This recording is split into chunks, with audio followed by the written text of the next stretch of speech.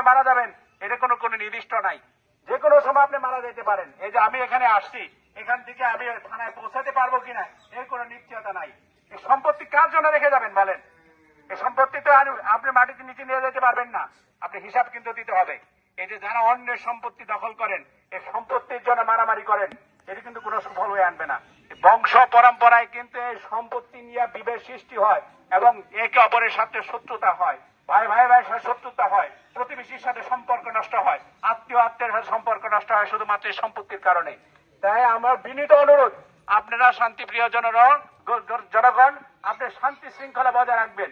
যদি কোনো বেপরোয়া ভাবে কোনো কিছু করেন, আইন শৃঙ্খলা নিজের হাতে তুলে নেন, যদি কোনো বেআইনি ভাবে কোনো সমাবেশ করেন এবং কোনো রকম দুর্ঘটনা ঘটার চেষ্টা করেন, তাহলে কিন্তু আমি আপনাদেরকে অশান্তি সৃষ্টি করে দিব। আপনাদের মধ্যে আপনাদের কেউ কিন্তু শান্তিতে থাকতে পারবেন না।